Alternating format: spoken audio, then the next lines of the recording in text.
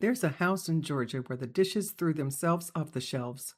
The andirons rose up swinging, and the only thing that ever made it stop was a funeral. Hello, and welcome back to Real Ghost Chatter. I'm Marianne Paul, and I am so glad you're here. Settle in wherever you are. Pour yourself something warm, turn the lamp down low if you'd like, and let a single voice carry you somewhere far off for a little while. Where we are going is a small railroad town tucked in the pine woods of southeast Georgia, and one farmhouse that earned a reputation clear across the South. Some who study these things will tell you it may be one of the best documented hauntings this country has ever seen. This is the story of the Surrency ghost. About 60 miles from Savannah, down where the pines grow thick and the summer air hangs heavy as a wet quilt, there was a little hamlet in Appling County. It did not have much to it. A rail line running through, a sawmill, and the family that gave the whole place its name, Surrency. This was Georgia only a few years after the war, a quiet, rebuilding corner of the state where life ran by the seasons and the timetable of the railroad, and where a story could travel 100 miles on the strength of a single letter. The man at the head of that family was Allen Surrency, a sawmill operator, a man of some means and real standing in the community, the kind of man whose word carried weight at the church house and the county courthouse both. He built a fine 2-story farmhouse for his wife and children, close to the railroad tracks, the sort of home that says, here is a family that has done well for itself and intends to stay a good long while. And for a season, that is exactly what it was, a good house, a quiet house, a happy one, right up until the autumn of 1872. That October, Allen was away on business over in Hazelhurst, and it was during his absence that the trouble first started. His teenage daughter, Clementine, was standing out in the yard one evening watching for the lights of the train and for her father coming home, when she saw a figure at the end of the drive in the shape of a man, and it moved toward her through the dusk. She could not make out a face, and she did not wait to.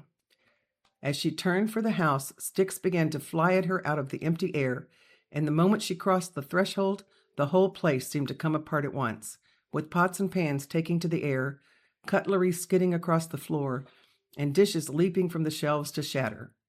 Some in the family would say later that a strange thing had happened earlier and more quietly to Allen's wife, Wealthy. She looked up from her serving to see a water pitcher rocking on its own. No one was near it when she went to check, so the man that left a peaceful home did not come back to one. By the time Allen walked through his own front door, his wife and daughter and their guests had a story to tell him that no sensible man wanted to believe, and a house busy proving it true. He believed them because he saw it for himself, as he wrote soon after in a letter to the Savannah Morning News. A few minutes after he arrived home, he said, the glass tumblers began to slide off the sideboard on their own. The crockery fell and shattered across the floor, and the books came tumbling down from their shelves one after another. In room after room, things began to fall that had no earthly business falling. Brickbats and chunks of firewood, smoothing irons off the ironing board, biscuits and potatoes straight out of the kitchen, tin pans and water buckets and pitchers, all of it moving and dropping and flying with no living hand anywhere near it. He stood in his own doorway, hat still in his hand, watching his home undo itself in front of him, and set himself to the grim task of working out just what had come to live under his roof. A great many people faced with all of that would have shut the doors, drawn every curtain, and prayed that nobody would ever find out. Allen Surrency did the exact opposite. In that same letter he sent to the Savannah Morning News, he threw down a challenge for all to see. These facts, he wrote, could be established by 75 or 100 witnesses. He was not hiding a thing. He was practically inviting the whole state of Georgia to come and see it with their own eyes. And come they did. Word traveled up and down that rail line faster than the trains themselves could run. People arrived by the wagon load and the train load. All sorts arrived.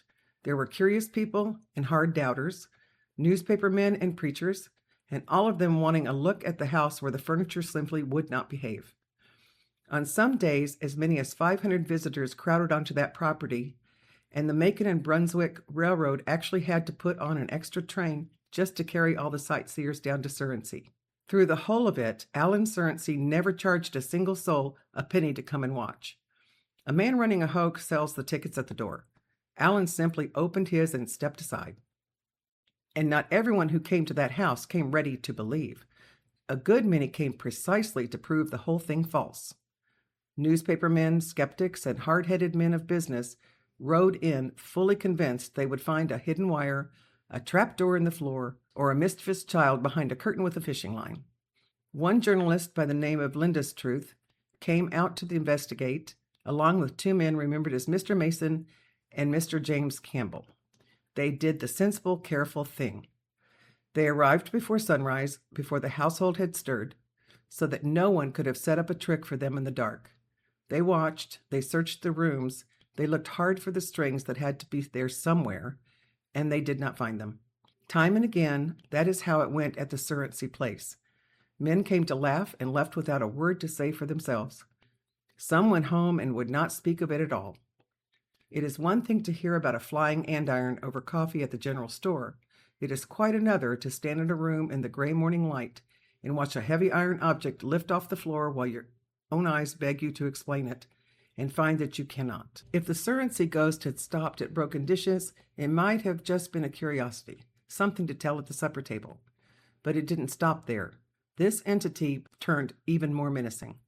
Doors flew open and slammed shut again with no hand anywhere upon them. Objects lifted off the table and hung in the air a moment before they dropped. There were reports of small fires starting up on their own and of strange lights drifting through the rooms in the dead of night. Windows shattered on perfectly still evenings with no wind anywhere to blame, and heavy furniture dragged itself across the floor. And then there were the sounds, the kind that put your nerves on edge. Heavy footsteps crossing empty rooms overhead, low whispering as though two people were talking just past the edge of your hearing, and a steady knocking on the walls that, some people said, would answer back when you knocked first. But the worst of it turned on the children. One of the Surrency boys was struck in the head by a flying andiron. The witnesses swore it lifted off the hearth, flew across the room, struck the boy, and then settled back exactly where it belonged, as though nothing had happened. A child was thrown from bed, and another was beaten by hands that not one person in the room could see. This was no playful thing. Whatever had moved into that house wanted to be felt.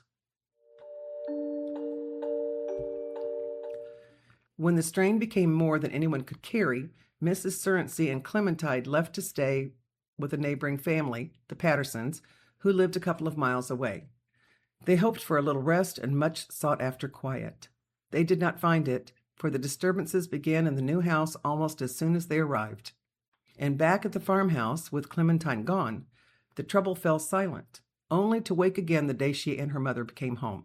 Whatever this was, it was not nailed to the floorboards of that farmhouse. It was tied to the family, and it seemed, more than anyone quite wanted to say aloud, to be tied to Clementine herself. Those who spend their lives studying these things will tell you that this kind of violent commotion often circles around one young person in a household, most often a child on the edge of growing up.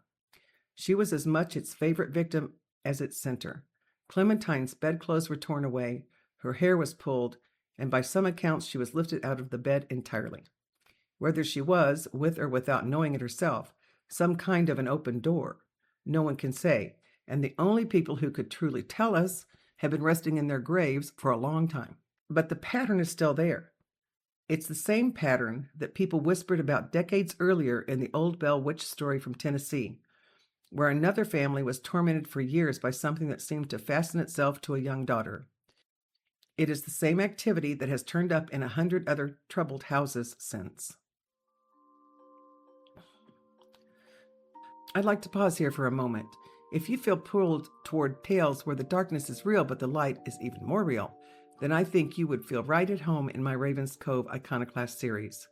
It is 6 books of supernatural suspense set mostly in the wild and beautiful state of Alaska, in a little town where ordinary people find themselves standing on the front line of a battle that they never asked for. It is written with spiritual warfare woven through the everyday, with a cast I truly hope you will come to love like neighbors. The newest book is Tideweaver. You can find the whole series on Amazon.com, at MaryAnnPaul.com, or wherever good books are sold.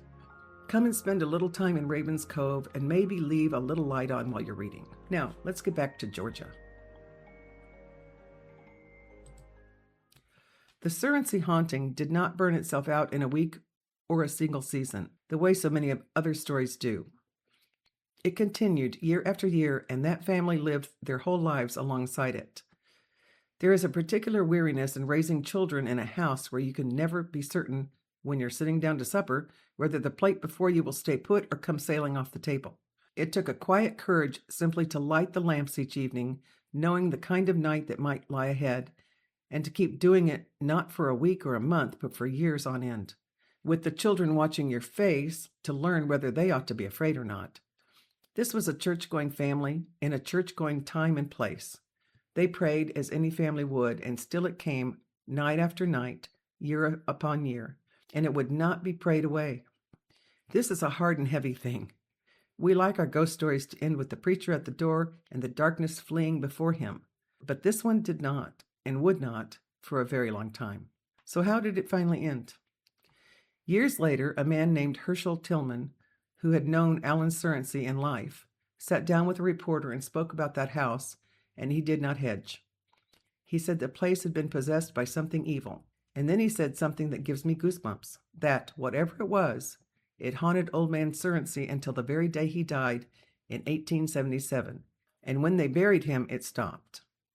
That was the end of it, though it was not a triumphant end with the cavalry riding in over the hill with flags flying.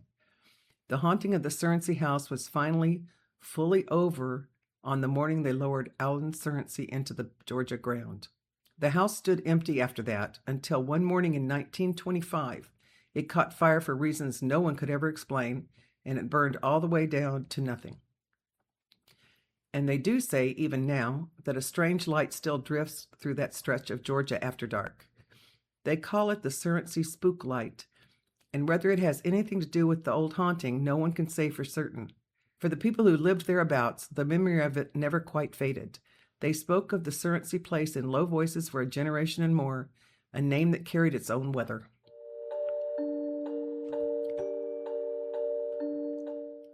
This isn't a story that comes with a tidy ending. The family suffered, they prayed, and the suffering went right on, and the only relief that ever came was at a funeral. I could leave it there and let it sit cold in the room, but I won't, because I don't believe for a moment that is where the story truly ends. I believe good wins and light does overcome darkness every time, but we do not always get to watch it happen at our own schedule or in the shape we would choose. We are standing so very close to the canvas, close enough to see only the dark thread we happen to be living through at this moment, and we cannot step back far enough to take in the whole picture and the pattern the divine weaver is making of it. The Surrency family could not see it either in the thick of their long nights, but those who trust the Lord know how the story comes out in the end. They know that darkness only ever gets a season, and just a season, and that the last word was never going to belong to the thing in that farmhouse. It was always going to belong to God. The haunting ended at a graveside, yes. But for the one who believes, a graveside is not an ending at all. It is a door standing open. The scripture I want to leave you with comes from Gospel of John, the 1st chapter, the 5th verse. And the light shineth in darkness, and the darkness comprehended it not. The darkness has never once understood the light, and it has never, not for a single day in all of history, been able to put that light out. So, as you go on from here, wherever you are, and whatever hour this finds you, and whatever dark thread you may be living through right now that you cannot yet see the pattern of, I pray that you would be covered and kept. May the peace of God settle down over your home like a warm blanket on a cold night. May the light that the darkness could never comprehend shine warm within you and all around you. And may you rest easy, knowing that the whole picture is held in the hands of someone far kinder and stronger than our own. God bless. The supernatural world is closer than we think. Sometimes it chills us. Sometimes it reminds us we were never alone. Two worlds, every single day. And the greatest power against the darkness has always been the light. Stay curious, stay faithful, and never mistake the darkness for the whole story. Thanks for listening. Until next time, may the sun always be on your face, the wind at your back, and the good Lord walk beside you.